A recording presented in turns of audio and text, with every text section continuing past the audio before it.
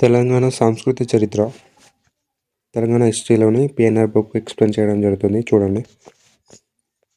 First Satavahana పూర్వయుగం. ఇది గతాన్ని సాహిత్యం ద్వారా అధ్యయనం చేసే శాస్త్ర విభాగాన్ని ఏమంటారు? చరిత్ర అంటారు. గతాన్ని వస్తు అవశేషాల ద్వారా అధ్యయనం చేసే శాస్త్రాన్ని పురావస్తు శాస్త్రం అంటారు. ప్రాచీన కాలపు చరిత్రను గురించి తెలియజేయే ఆధారాలు ముఖ్యంగా 2 రకాలు ఉంటాయి. అవి ఏవి అంటే ఫస్ట్ సాహిత్య ఆధారాలు, సెకండ్ పురావస్తు ఆధారాలు. సాహిత్య ఆధారాలు అంటే వివిధ కాలాల్లో వివిధ కవులు రచించిన ఆ రచనలు ఆ కాలపు రాజుల జీవిత విశేషాలను, అప్పటి సామాజిక పరిస్థితులను, పరిపాలన తెలియజేస్తాయి. పురావస్తు ఆధారాలు. పురావస్తు ఆధారాల్లో ముఖ్యమైనవి శాసనాలు, నాణేలు, కట్టడాలు, శిల్పాలు, చిత్రాలు. గట్టిరాతి ఉపరితలంపై లిపిని తెలియజేయనది శాసనం. పురావస్తు శాఖలో శాసనాలను అధ్యయనం చేయు శాఖను ఎపిగ్రఫీ అంటారు. పురావస్తు శాఖలో నాణాలను అధ్యయనం చేయు శాఖను న్యూమిస్మాటిక్స్ అంటారు. శాసనాలను అధ్యయనం చేయు శాఖను ఏమంటారు? ఎపిగ్రఫీ అంటారు. పురావస్తు శాఖలో నాణాలను అధ్యయనం చేయు శాఖను ఏమంటారు అంటే న్యూమిస్మాటిక్స్ అంటారు.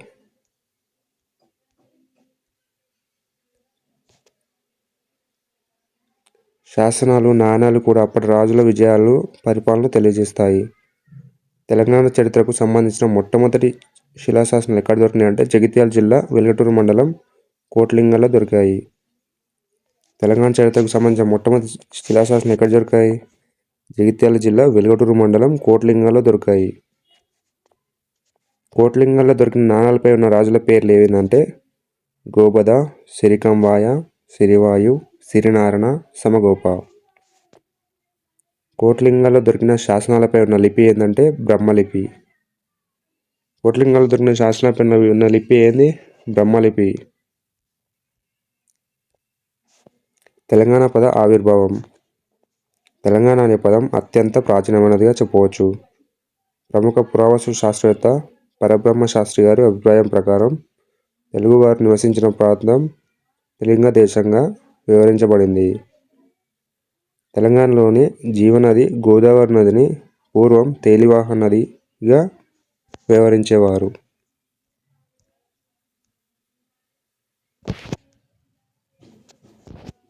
తేలివాహ నది పరిపాక ప్రాంతంలో నివసించే ప్రజలను త్రిలింగులుగా వ్యవహరించి కాలక్రమంలో త్రిలింగ దేశంగాను తెలంగాణ స్థిరపడి ఉండవచ్చు. గంగా వంశస్థుడైన ఇంద్రవర్మ వేయించిన పూర్లి శాసనం నుంచి మొదలుకొని వివిధ కాకతీయ శాసనాలు త్రిలింగ, తిలింగ, తెలంగ అనే 3 పర్యాయపదాలు వాడటం జరిగింది. మరొక అభిప్రాయం ప్రకారం కాకతీయుల పతనం అనంతరం ఢిల్లీ సుల్తాన్ల వజీర్ మాలిక్ మక్బూల్ పరిపాలించిన వరంగల్ ప్రాంతం త్రిలింగాన్గా పిలువబడేది. ఈ త్రిలింగాన్ పేరు మీదుగా తెలంగాణ అనే పేరు వచ్చినట్టు కొంతమంది చరిత్రకారులు పేర్కొన్నారు. గ్రీకు రాయబారి టాలమీ యొక్క గ్రంథం ది గైడ్ టు జియోగ్రఫీ అనే గ్రంథంలో గోదావరి నదిని తెల్లవాహ అని పేర్కొని తైలాంగులు తెలంగాణ ప్రాంతంలో తెల్లవాహ నది ఒడ్డున నివసించేవారని ప్రస్తావించాడు. ఈ తైలాంగులు అనే తెగ రజాకానికి తెలంగాణనైట్ అనే పేరు వచ్చింది. తెలంగాణ పదాన్ని స్థారకం చేసి స్థిరపడించిన ఘనత కాకతీయ అనంతర రచయితలకు దక్కుతుంది. పి. శ్రీరామ శర్మ అభిప్రాయం ప్రకారం అమీర్ ఖుస్రో నుంచి అబుల్ ఫజల్ మధ్యకాలంలో అంటే స్థూలంగా అల్లావుద్దీన్ ఖిల్జీ నుంచి అక్బర్ కాలం మధ్యలో తెలంగాణ అనే పేరు వ్యవహారికంగా మారింది. తెలంగాణ అనే పదం గల శాసనాలు. సంగారెడ్డి జిల్లాలోని తెల్లాపూర్ శాసనం క్రీస్తు శకం 1417లో తెలంగాణపురం అనే అంశం ప్రస్తావన ఉంది. ప్రతాపరుద్ర గణపతి యొక్క వెలిచర్ల శాసనం క్రీస్తు శకం 1510 శ్రీకృష్ణదేవరాయల తిరుమల చిన్నకంచి శాసనాలు.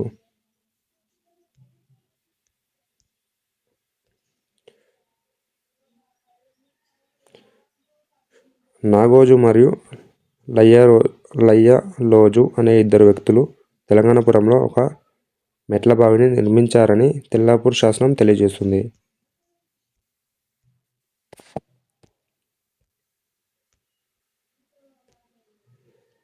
కాకతీయుల కాలంలో కొన్ని శాఖల బ్రాహ్మణులను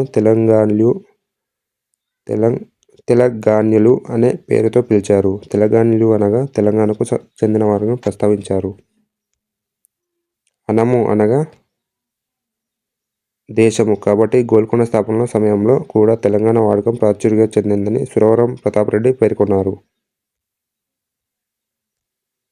మనకు లభిస్తున్న ఆధారాల ప్రకారం చరిత్రను 3 విభాగాలుగా విభజించు. చరిత్ర పూర్వయుగం ప్రీ హిస్టారిక్ పీరియడ్. చరిత్ర రచనకు సంబంధించిన లిఖితపూర్వక ఆధారాలు లభించని కాలం. పూర్వ సంధియుగ చరిత్ర ప్రీ హిస్టారిక్ పీరియడ్. చరిత్ర రచనకు సంబంధించి లిఖితపూర్వక ఆధారాలు లభిస్తాయి కానీ లిపిని అర్థం చేసుకోలేని కాలాన్ని సంధియుగ చరిత్ర అంటారు. ఉదాహరణ సింధు నాగరికత. చారిత్రక పూర్వయుగం హిస్టారిక్ పీరియడ్. చరిత్ర రచనకు సంబంధించిన లిఖిత ఆధారాలు లభిస్తున్న కాలం. చరిత్ర పూర్వయుగం. తెలంగాణ చరిత్ర పూర్వయుగపు అధ్యయనానికి మొదటిసారిగా తెరతీసింది రాబర్ట్ బ్రూస్ఫుట్ 19వ శతాబ్దం మధ్యకాలంలో నల్గొండ జిల్లాలోని వలిగొండ, ప్రస్తుత యాదాద్రి జిల్లాలో కనుగొన్న బృహత్ శిలాయుగపు సమాధులు. 1914 ఏర్పాటైన హైదరాబాద్ రాష్ట్ర పురావస్తు శాఖ శాస్త్రీయంగా చరిత్ర పూర్వయుగ స్థలాలను గుర్తించింది.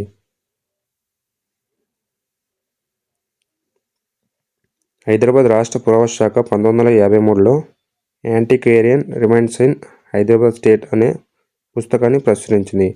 ఈ పుస్తకంలో తెలంగాణ చరిత్ర పూర్వయుగానికి 118 స్థలాలను సంరక్షిత స్థలాలుగా పేర్కొంది.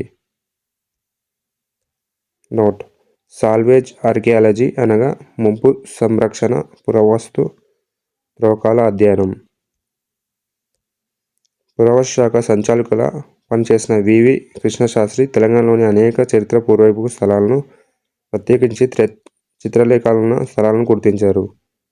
తెలుగు విశ్వవిద్యాలయం శ్రీశైలం పీఠంలో ఆచార్యులుగా పనిచేసిన కె. తిమ్మారెడ్డి మహబూబ్నగర్ జిల్లాలో పారే కృష్ణానది ఎడమ ఒడ్డున ఉన్న చరిత్ర పూర్వయుగపు స్థలాలను వెలుగులోకి తెచ్చారు.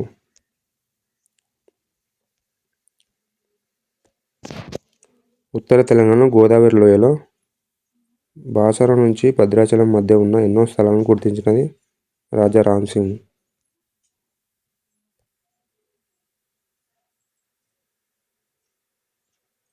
మానవ పరిమాణ క్రమంలో మొదటి దశ నుంచే తెలంగాణ ఆధారాలైన రాజా రాంసింగ్ నిరూపించారు. దేనాపల్లి సత్యనారాయణ గత కొంతకాలంలో సుమారు 10 చరిత్ర పూర్వయుగ స్థలాలను కనుగొన్నారు. బి. సుబ్రహ్మణ్యం అనే చరిత్రకారుడు రచించిన తెలుగు నేలపై పరిశోధనలు అనే పుస్తకం తెలంగాణ చరిత్రకు పూర్వయుగ అధ్యయనానికి ఒక ముఖ్య ఆధారం. మానవుడు ఉపయోగించిన పనిముట్ల ఆధారంగా చరిత్ర పూర్వయుగాన్ని క్రింది విధంగా విభజించారు. పాతరాతి యుగం ప్రాచీన శిలాయుగం క్రీస్తు పూర్వం 2,00,000 నుంచి 8,500 సంవత్సరాల క్రితం. మధ్యరాతి యుగం మధ్య శిలాయుగం క్రీస్తు పూర్వం 8,500 నుంచి 3,000 సంవత్సరాల క్రితం. కొత్త రాతి యుగం నవీన శిలాయుగం క్రీస్తు పూర్వం 3,000 సంవత్సరాల నుంచి 1,500 సంవత్సరాల క్రితం. రాక్షస గుళ్ళ యుగం క్రీస్తు పూర్వం 1,500 సంవత్సరాల నుంచి క్రీస్తు శకం 300 వరకు. నోట్: పై సంవత్సరాలన్నీ సుమారుగా పేర్కొనబడినవి. పాతరాతి యుగం తెలంగాణలో దొరికిన పాతరాతి యుగపు ఆయుధాలు ఆఫ్రికాలోని అస్సిలియన్ ప్రాంతపు ఆయుధాలను పోలి ఉన్నాయి. పాతరాతి యుగాల్లో గులకరాయి పనిముట్లు, రాతి పెచ్చుళ్ళు, పనిముట్లు, కొచ్చేటి పనిముట్లు వాడేవారు. ఈ కాలం నాటి పనిముట్లు అవశేషాలు తెలంగాణలోని సిర్పూర్, కాగజ్నగర్, మంచిర్యాల, నిర్మల్, భద్రాచలం, బోధ్, ఆదిలాబాద్ జిల్లా, చంద్రగుప్త పట్టణం, నాగర్ కర్నూలు జిల్లా, వాంకడ్, ఆసిఫాబాద్ జిల్లా, ఏటూరు నగరం, అడవుల్లో ఉన్న ఎక్కల, సెలిబాక గ్రామాల్లోనూ విస్తరంగా లభించాయి. మధ్యరాతి యుగం. మధ్యరాతి యుగానికి మరొక పేరు సూక్ష్మరాతి యుగం.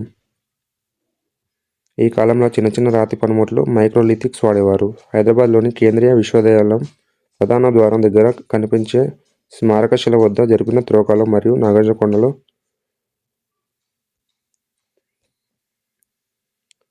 చెట్తో చేసిన సూక్ష్మరాతి పనిముట్లు బయటపడ్డాయి. వాటిలో గోపురాలు, బ్యాక్ బ్లేడ్లు ముఖ్యమైనవి.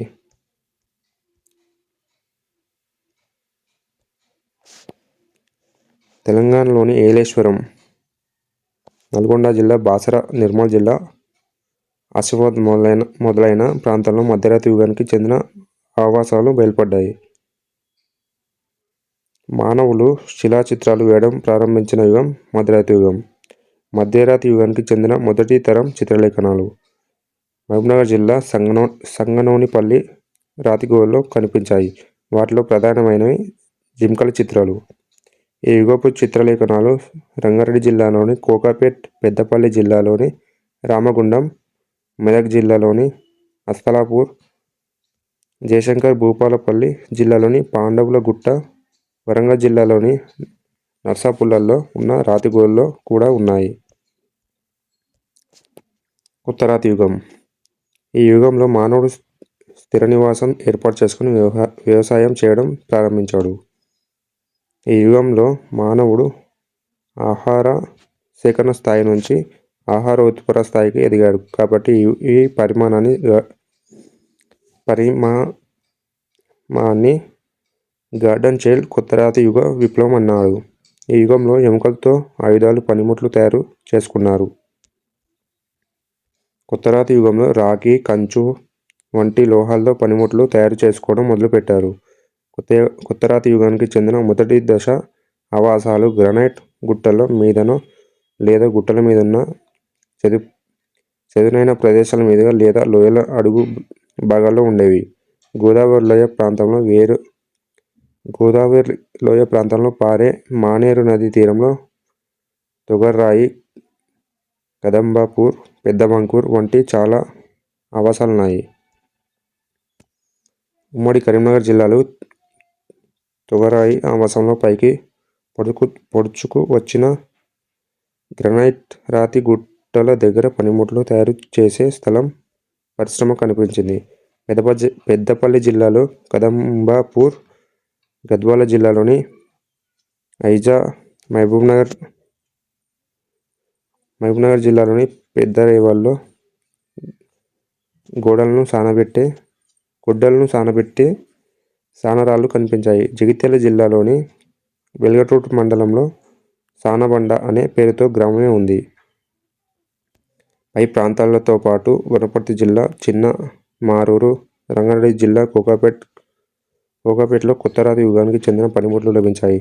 సిద్దిపేట జిల్లాలోని రెమ్మన్నగూడెం, ఉమ్మడి మెదక్ జిల్లాలో మీసాల రాగి ఖడ్గాలు లభించాయి. ఈ రాగి కత్తులకు ఇరాన్లో దొరికిన రాగి కత్తులకు పోలి ఉండడం ఆధారంగా అక్కడి ప్రజలే ఇక్కడికి వచ్చారని అల్చిన్ అనే చరిత్రకారుడు అభిప్రాయపడ్డాడు.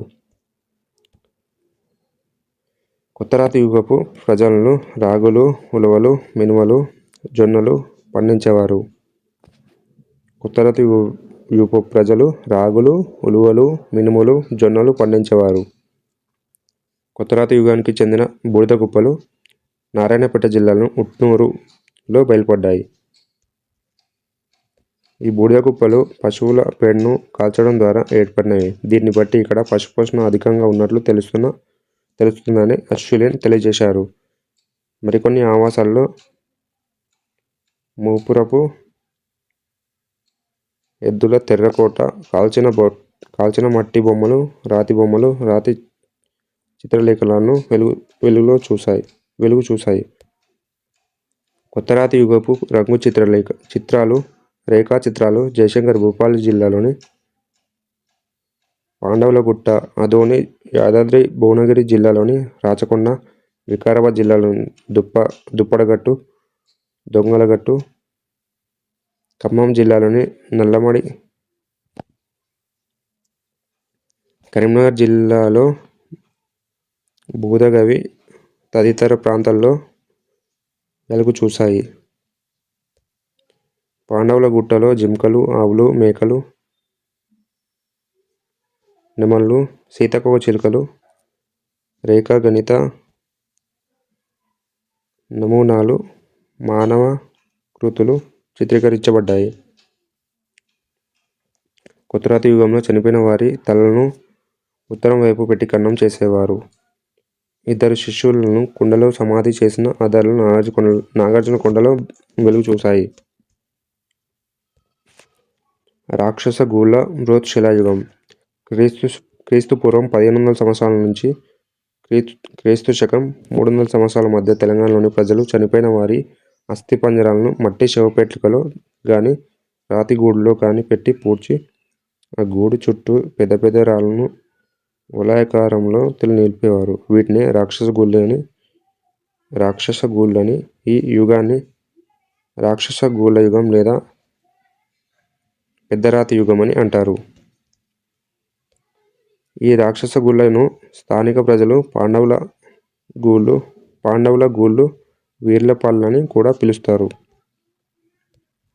రాక్షస గూళ్ళ సమాధిలో ఆహార ధాన్యాలు, వ్యవసాయ పనిముట్లు, ఆభరణాలు, అతనికి చెందిన అన్ని వస్తువులను పాతిపెట్టి పైన పెద్ద బండ నిలిపేవారు.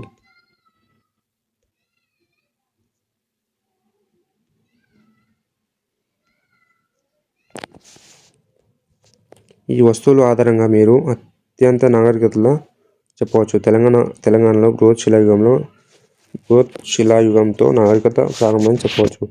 రాక్షస గూళ్ళ యుగంలోనే మొదటిసారిగా ఇనుము వస్తువులను విరివిగా వాడారు కాబట్టి ఈ యుగాన్ని అయోయుగమని పిలుస్తారు. హైదరాబాద్ కేంద్రీయ విశ్వవిద్యాలయంలో ఆవరణలో ఉన్న ఒక రాక్షస గూడు సమాధి దేశంలో మొదటిదని తేలింది. దానిలో దొరికిన ఆహారపు గింజలు 4250 సంవత్సరాల కిందటివని శాస్త్రీయ పరిశోధన తేలింది. రాక్షస గూళ్ళ యొక్క నిర్మాణం ఆధారంగా వీటిని సమాధులను 4 రకాలుగా విభజించారు.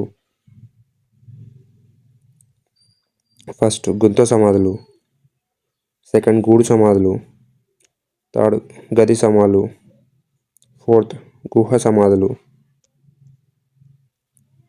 ఫస్ట్ గుంత సమాధులు. మట్టి లేదా గ్రానైట్తో చేసిన శవపేటికలో అస్థిపంజరాన్ని పెట్టి దానిని భూమిలో గుంత తవ్వి పూడ్చి దాని చుట్టూ వలయాకారంలో పెద్ద పెద్ద రాళ్లను నిలుపుతారు. సెకండ్ గూడు సమాధులు. రాతి శవపేటికను పూర్తిగా పూడ్చేయకుండా కొంత భాగం భూమిపైకి కనపడే విధంగా కూర్చోపెడతారు. గది సమాధులు. రాతి సమాధి మొత్తం భూమి ఉపరితలం మీద ఉంటుంది. గుహ సమాధులు. కొండల్లో గుండ్రటి గుహలను తోల్చి వాటిలో శవాలను పెట్టి కప్పేవారు. రాక్షస గూళ్ళుగా పిలువబడే సమాధిలో ఆహార ధాన్యాలు, ఇనుప వ్యవసాయ పనిముట్లు, ఎరుపు, నలుపు రంగు మట్టి పాత్రలు, బంగారు ఆభరణాలు, పూసలు లభించాయి.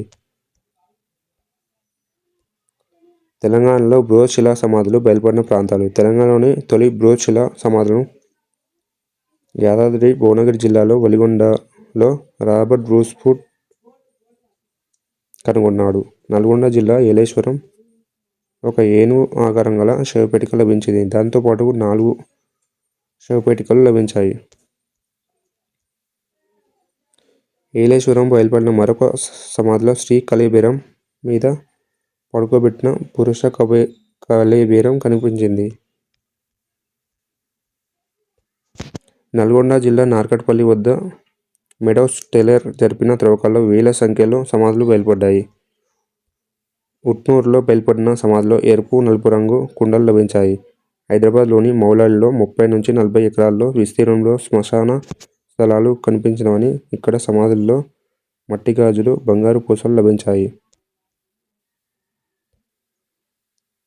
నిర్మల్ జిల్లా పోచంపాడులో బయల్పడ్డ రాక్షస గుళ్ళలో గుర్రం అస్థిపంజరం దొరికింది. జంతువుల కొమ్ములతో చేసిన దువ్వెనలు మరియు పూసలు లభ్యమయ్యాయి.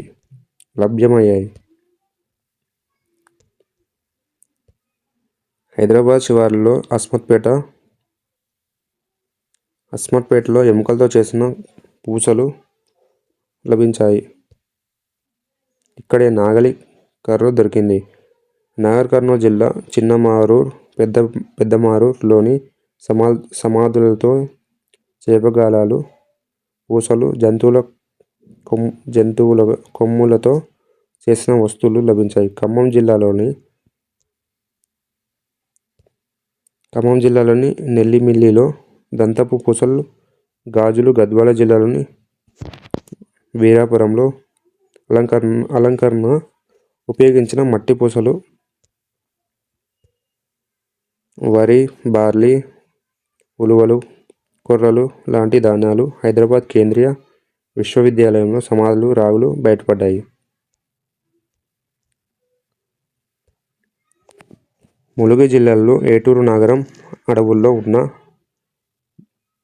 ముల్లూరుగుట్టపై ఉన్న గది సమాధుల్లో ఆనాటి నిర్మాణ కళలోని ఉచ్ఛస్థితిని చూడవచ్చు. భారీ పరిమాణం గల సమాధులు, వాటి చుట్టూ నున్నగా చెక్కి నిలిపిన రాతి కంచెలు, సమాధి గది లోపల పల్నాటి సున్నపు రాయి తొట్టెలు, సమాధి అరుగులపైన రోళ్లు, వందలాది సమాధుల మధ్యలో ఉన్న 3 కోటగుళ్ళు ఆ కాలపు పట్టణీకరణను, నగర రాజ్యమూలాలను తెలియజేస్తున్నాయి.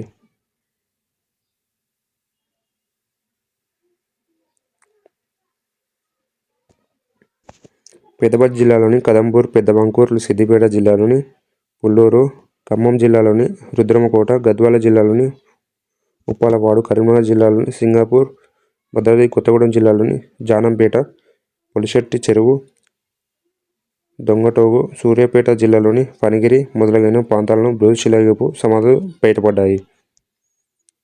బృహత్ శిలాయుగం అయోయుగంలోని ప్రజలు ప్రధానంగా పశుపోషణ, వ్యవసాయం చేసి ధాన్యాలను నిల్వ చేసుకున్నారు కాబట్టి నిరంతర ఆహార సేకరణకై పాటు పడాల్సిన అవసరం లేదు. దాంతో వారికి ఖాళీ సమయం దొరికింది. ఆలోచన వికాసం జరిగి కళాకృత్జ్ఞ పెరిగి చిత్రకళను నేర్చుకున్నారు. ప్రకృతి సిద్ధంగా లభించే ఎరుపు, నలుపు, తెలుపు రంగులతో కొండ గుహల్లో బొమ్మలు గీశారు.